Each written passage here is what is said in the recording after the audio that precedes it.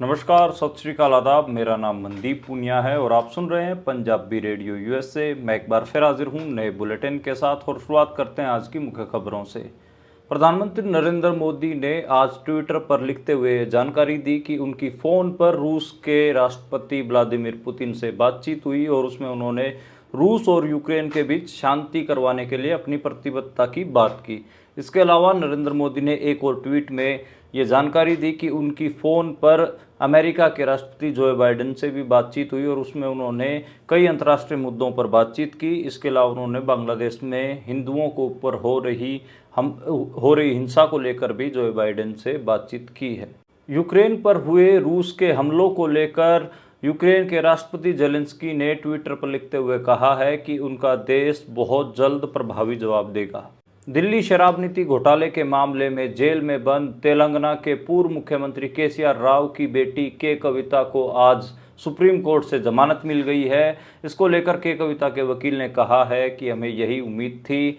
अब उम्मीद जताई जा रही है कि जल्द ही दिल्ली के मुख्यमंत्री अरविंद केजरीवाल को भी सुप्रीम कोर्ट से जमानत मिल सकती है। जम्मू कश्मीर विधानसभा चुनाव को लेकर नेशनल कॉन्फ्रेंस और कांग्रेस में सीटों के बंटवारे को लेकर सहमति बन गई है। नेशनल कॉन्फ्रेंस 51 सीटों पर चुनाव लड़ेगी और कांग्रेस पार्टी 32 सीटों के ऊपर चुनाव लड़ेगी। एक सीट सीपीआईएम को दी गई है और एक सीट पैंथर पार्टी को दी गई है। इस समझौते के बाद यह साफ नजर आ रहा है कि नेशनल कॉन्फ्रेंस कांग्रेस का समझौता पीडीपी पार्टी से नहीं हो रहा है। आज अमित शाह के साथ झारखंड के पूर्व मुख्यमंत्री चंपाई सोरेन की फोटो शेयर करते हुए असम के मुख्यमंत्री हेमंत बिस्वा शर्मा ने लिखा है कि चंपाई सोरेन 30 अगस्त को भारतीय जनता पार्टी ज्वाइन करने जा रहे हैं। हरियाणा विधानसभा चुनाव से पहले दुष्यंत चौटाला की पार्टी जेजेपी और चंद्रशेखर आजाद की पार्टी एएसपी का समझौता हो गया है। बता दें कि 70 सीटों पर जेजेपी और 20 सीटों के ऊपर चंद्रशेखर आजाद की पार्टी एएसपी चुनाव लड़ेगी। हरियाणा विधानसभा चुनाव की तारीख बदलने को लेकर चुनाव आयोग की बैठक खत्म हो गई है। 25 सितंबर और 7 अक्टूबर 2 तारीखों के ऊपर चर्चा हुई है। हालांकि ऐलान होना अभी बाकी है। इस बैठक के बाद ही कांग्रेस पार्टी ने अपने टिकट बंटवारे के लिए की जाने वाली स्क्रीनिंग कमेटी की मीटिंग भी टाल दी है। पंजाब और हरियाणा में कंगना रनौत की मुश्किलें बढ़ती जा रही हैं। एसजीपीसी ने कंगना रनौत की फिल्म पर बैन लगाने के लिए नोटिस जारी किया है। इसके अलावा कंगना रनौत के बयान को लेकर हरियाणा और पंजाब के किसानों में भी गुस्सा है। पंजाब की खडूर साहिब सीट से सांसद अमृतपाल सिंह के पिता सरदार तरसेम सिंह ने ज्ञानी रघुवीर सिंह से मुलाकात की और कहा कि कौम के जत्थेदार को 30 अगस्त को ऐसा फैसला लेना चाहिए जो सारी कौम को मंजूर हो। ये हैं आज की मुख्य खबरें। अब करते हैं इन खबरों का विश्लेषण और शुरुआत करते हैं पहली खबर से। पहली खबर भारत के प्रधानमंत्री नरेंद्र मोदी के बारे में। एक तो आजकल वो किसी को भी फ़ोन करते हैं तो वो उसकी जानकारी ट्विटर पर ज़रूर देते हैं। हालांकि अपने से कम स्तर के लोगों को फ़ोन करते हैं तो उसकी वीडियो भी डाल देते हैं। लेकिन कई जगह उनको ऐसा भी होता है कि कई उनसे बड़े लेवल के लोग होते हैं, शायद वो उनको वीडियो रिकॉर्डिंग ना करने देते हों, इसलिए वो सारी जानकारी नहीं डाल पाते। आज प्रधानमंत्री नरेंद्र मोदी ने 2 ट्वीट डाले। पहला ट्वीट था कि उनकी फ़ोन पर रूस के राष्ट्रपति व्लादिमीर पुतिन से बातचीत हुई है और उन्होंने कहा कि ये फ़ोन उन्होंने यूक्रेन यात्रा के बाद किया, वहाँ जो उन्होंने देखा, और उन्होंने बताया कि भारत यूक्रेन और रूस के बीच में शांति करवाने के लिए प्रतिबद्ध है। अब आपको पता है कि उन्होंने ये फ़ोन क्यों किया, क्या दिखाने की कोशिश की गई। पहली बात तो ये कि जो भारत का हिंदी मीडिया है और गोदी मीडिया है उसने ये प्रचार कर रखा था कि प्रधानमंत्री नरेंद्र मोदी पहले रूस में गए और अब यूक्रेन में गए हैं तो दोनों देशों के बीच में वार रुकवा देंगे। और जैसे ही गोदी मीडिया जब ये प्रचार कर रहा था कि नरेंद्र मोदी ने रूस और यूक्रेन के बीच में जो युद्ध चल रहा है उसको रुकवा दिया है, उसी टाइम पे यूक्रेन और रूस कुत्ते की तरह लड़ रहे थे। यूक्रेन ने रूस के ऊपर के 2 शहरों के ऊपर ड्रोन हमले किए थे और रूस ने जवाबी हमलों में 5 शहर यूक्रेन के 5 शहरों के ऊपर ड्रोन से हमले किए थे, जिसमें 4 लोगों की मौत होने की खबर है। और उसके अगले ही दिन यूक्रेन के राष्ट्रपति जेलेंस्की का ट्वीट भी आया जिसमें उन्होंने कहा कि वो रूस द्वारा किए गए ड्रोन हमलों को लेकर सीरियस हैं और वो इसका जवाब जरूर देंगे। तो एक हिसाब से नरेंद्र मोदी का जो पीआर है और जो जिस हिसाब से वो इंडियन मीडिया में पेश करने की कोशिश कर रहे हैं कि वो रूस और यूक्रेन की युद्ध रुकवा देंगे, मुझे लगता है कि ये जियोपॉलिटिकली गलत मूव है। ठीक है कि आप पीस के मैसेंजर बन के जाएं, युद्ध होना नहीं चाहिए दो देशों के बीच में, ये हम बिल्कुल मानते हैं, लेकिन आप उसके उन दो देश तो आपस में लड़ रहे हैं, वहाँ के नागरिक मर रहे हैं और उसके बीच में आप अपना पॉलिटिकल पीआर ढूंढने निकल जाएं तो मेरे हिसाब से वो गलत है और नरेंद्र मोदी को ये पॉलिटिकल पीआर महंगा पड़ने वाला है। अब अगला ट्वीट सुनिए, उन्होंने अगला ट्वीट किया अमेरिका के राष्ट्रपति जो बाइडेन के बारे में। उन्होंने कहा कि जो बाइडेन से उनकी फ़ोन पर बात हुई और उन्होंने कई अंतर्राष्ट्रीय मुद्दों पर बातचीत की और ये भी कहा कि बांग्लादेश में जो हिंदुओं के ऊपर, अल्पसंख्यकों हिंदुओं के ऊपर जो हमले हो रहे हैं उसको लेकर भी उन्होंने चिंता जाहिर की। जैसे बांग्लादेश में जो कुछ हो रहा है उसका हल अमेरिका के राष्ट्रपति जो बाइडेन करेंगे, ऐसा उन्होंने ऐसा मेरे तो एकदम वो ट्वीट मेरे को पढ़ा तो मैं एक बार समझ नहीं पाया कि वो किस उद्देश्य से किया गया है। शायद नरेंद्र मोदी ये भी दिखाना चाह रहे हो कि विश्व स्तर पर जितनी भी घटनाएं हो रही हैं उनमें भारत एक बड़ी विश्व शक्ति है और वो सब में हाथ डाल के सबके मामलों को सुलझाने की ताकत रखता है। तो एक हिसाब से शायद ये भी उनकी रणनीति रही होगी, लेकिन ये एक मेरे को लगता है कि ठीक है कि जिनका एक जियोपॉलिटिक्स को लेकर जिनका स्तर नहीं है शायद उनको समझ में ना आए, लेकिन आम लोगों को तो पूरा समझ में आता है कि ये वो किस लिए कर रहे हैं। और जिनको भी थोड़ा जियोपॉलिटिक्स की समझ है उनको पता है कि नरेंद्र मोदी की ताकत कितनी है। तो मेरे हिसाब से एक हिसाब से वो अपना मजाक ही बनवा रहे हैं, लेकिन शायद गोदी मीडिया के सारे वो एक नैरेटिव स्थापित करना चाहते हैं कि वो पूरे दुनिया में एक बड़े लीडर के तौर पर स्थापित हो गए हैं। खैर, अगली खबर की ओर बढ़ते हैं और अगली खबर दिल्ली से आई और दिल्ली में सुप्रीम कोर्ट से आज तेलंगाना के पूर्व मुख्यमंत्री केसीआर राव की बेटी के कविता को जमानत मिल गई है। उनके किस मामले में वो जेल में बंद थी पहले वो समझ लीजिए। वो उसी मामले में जेल में बंद थी जिसमें अरविंद केजरीवाल और मनीष सिसोदिया जेल में बंद थे, यानी कि दिल्ली की आबकारी शराब नीति घोटाला। तो उस शराब नीति घोटाले को लेकर के कविता के ऊपर ये आरोप थे कि उन्होंने ही साउथ इंडिया की जो लिकर लॉबी थी उसकी मुलाकात मनीष सिसोदिया और अरविंद केजरीवाल से करवाई थी और उनको भी एक हिसाब से ये बताया गया था कि पैसे का जो अरेंजमेंट है उन्हीं ने करवाया था। इस किस्म के बहुत सारे आरोप ईडी द्वारा लगाए गए थे, लेकिन कोर्ट में जाकर कुछ भी नहीं टिका। उनके वकील अनुज तिवारी ने धन्यवाद किया है और कहा है कि आखिरी में तो सत्य ही सर्वाइव करेगा। तो के कविता फाइनली जेल से बाहर आएंगी अब, और ये कहा जा रहा है कि पहले मनीष सिसोदिया की जमानत हुई है, अब के कविता की जमानत हुई है और इसी के बिना पर कहीं ना कहीं मुख्यमंत्री अरविंद केजरीवाल भी जेल से बाहर आ सकते हैं। तो उनको भी जमानत मिलने के आसार दिखाई दे रहे हैं। हालांकि उनकी अगली तारीख को पता चलेगा कि उनको जमानत मिलती है या नहीं। शायद 12 सितंबर को उनकी अगली तारीख है और 12 सितंबर तक वो दिल्ली की तिहाड़ जेल में ही बंद रहेंगे। अगली खबर की ओर बढ़ते हैं और अगली खबर जम्मू कश्मीर के विधानसभा चुनाव के बारे में है। वहां पर नेशनल कॉन्फ्रेंस और कांग्रेस पार्टी के बीच में अलायंस की खबर तो पहले ही आपको पता लग गई थी। आज सीटों के बंटवारे को लेकर भी सहमति बन गई है।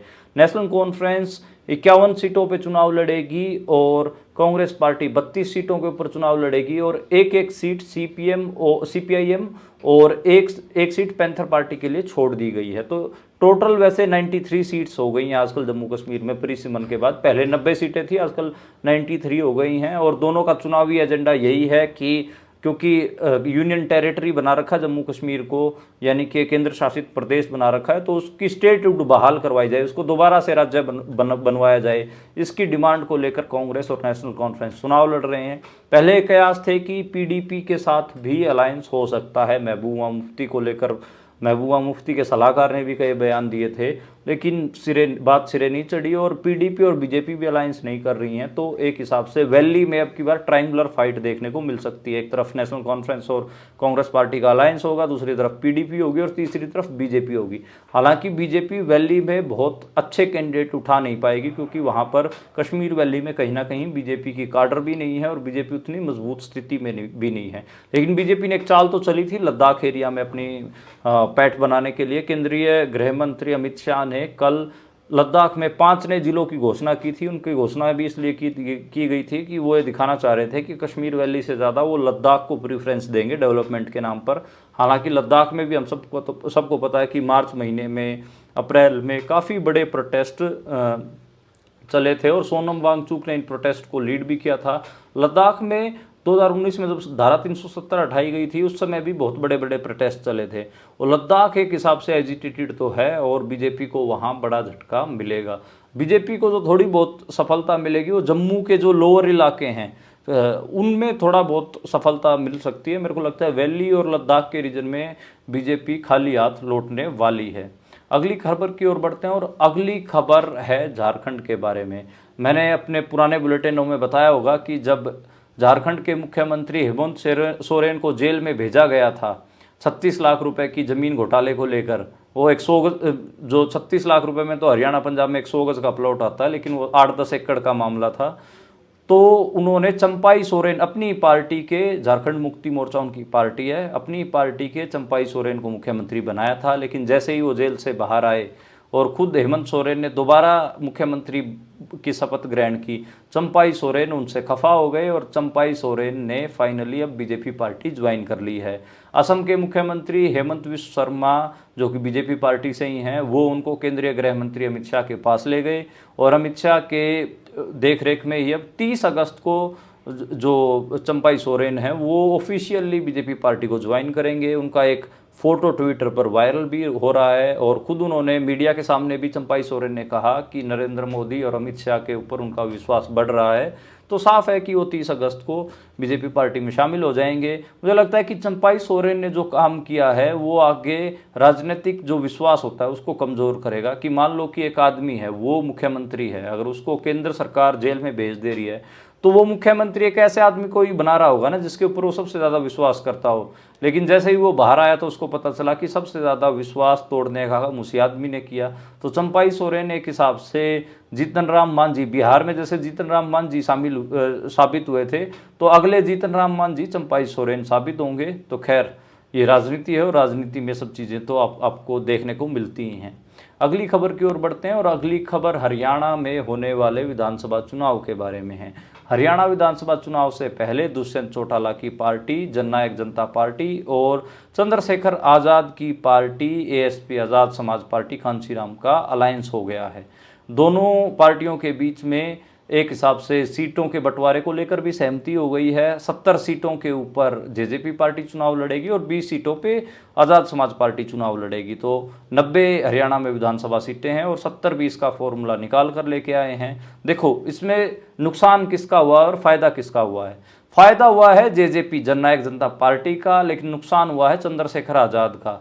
क्योंकि चंद्रशेखर आज़ाद मायावती का स्पेस घेर रहे थे और मायावती के ऊपर जब से ये ठप्पा लगा था कि वो बीजेपी के लिए बैटिंग कर रही हैं, तो दूसरे देश के बड़े दलित नेता के तौर पर चंद्रशेखर आज़ाद, जिनको रावण भी कहा जाता है, वो उभर रहे थे। उत्तर प्रदेश के सहारनपुर इलाके से वो बिलोंग करते हैं और आज़ाद समाज पार्टी उन्होंने बनाई थी। उत्तर प्रदेश के नगीना लोकसभा सीट से वो सांसद भी चुने गए और एक हिसाब से उनकी छवि ऐसी बन रही थी कि कोई भी मुद्दा हो, चाहे किसान आंदोलन हो, महिला पहलवानों का आंदोलन हो, मुसलमानों का CNRC का आंदोलन हो, और भी कोई भी मामला हो, वो तुरंत वहाँ पर पहुँच जाते हैं और लोगों की लड़ाइयों में शामिल होते हैं। लेकिन उन्होंने उनकी जो छवि थी फाइटर होने की और दलित राइट्स के लिए लड़ने की, वो सारी दुष्यंत चौटाला के साथ अलायंस करके ख़त्म कर ली है। तो जो क्रेडिबिलिटी दुष्यंत चौटाला के साथ अलायंस करने के कारण जो खराब होगी वो चंद्रशेखर आज़ाद की होगी। दूसरा, चंद्रशेखर आज़ाद के बारे में पिछले 2-3 महीने से ये बात भी, अफवाह भी चल रही थी कि बीजेपी उनको अब पैसा सप्लाई कर रही है और उनको RSS का एजेंट बताया जाने लग गया था। तो एक हिसाब से जो लोगों के बीच में जो अफवाह थी उसके ऊपर तो चंद्रशेखर आज़ाद ने ठप्पा ही लगवाया है। दुष्यंत चौटाला को हम सबको पता है कि हरियाणा की किसी भी विधानसभा में उनकी जमानत नहीं बचेगी। जेजेपी की फुल फॉर्म जननायक जनता पार्टी है, लेकिन इस चुनाव में उसकी फुल फॉर्म बनेगी जमानत जब्त पार्टी, यानी कि कहीं पर भी वो अपना डिपॉजिट नहीं बचा पाएंगे। खैर अब देखना होगा कि आज़ाद समाज पार्टी का, हालांकि हरियाणा में कोई वोट बैंक नहीं है, बीएसपी का जरूर वोट बैंक रहा है और बीएसपी का अलायंस इंडियन नेशनल लोकदल के साथ है। हरियाणा का चुनाव अभी तक तो बायपोलर दिख रहा है, यानी दो ध्रुवों के बीच में दिख रहा है। एक ध्रुव है बीजेपी, दूसरा ध्रुव है कांग्रेस। जो तीसरा धड़ा है लोकदल फोर्सेज हैं, जो चौधरी देवलाल का परिवार है, चौटाला परिवार है, उसकी क्रेडिबिलिटी बहुत ज़्यादा डाउन हो चुकी है। क्योंकि 2019 के चुनाव में जेजेपी को 10 सीटें मिली थी और वो तुरंत भाग के बीजेपी की गोद में बैठ गई थी। और जो अभय चौटाला हैं उनको सिर्फ एक ही सीट मिली थी और वो भी कोई अपनी ज़्यादा क्रेडिबिलिटी इस्टेब्लिश नहीं कर पा रहे हैं। उसका रीज़न ये है कि जब राष्ट्रपति चुनाव हुए तो उन्होंने अपनी एक वोट बीजेपी को डाली थी। तो एक हिसाब से कहीं ना कहीं जो क्रेडिबिलिटी है वो भी नेल्लो अपनी स्टैब्लिश नहीं कर पा रही है, इसलिए जो हरियाणा का चुनाव वो बाइपोलर होने जा रहा है। लेकिन खैर जेजेपी और दुष्यंत चौटाला ने और चंद्रशेखर आज़ाद ने एक अलायंस करके ये दिखाया कि वो एक थर्ड फ्रंट के तौर पर मौजूद हैं, तीसरे ऑप्शन के तौर में मौजूद हैं। देखना होगा।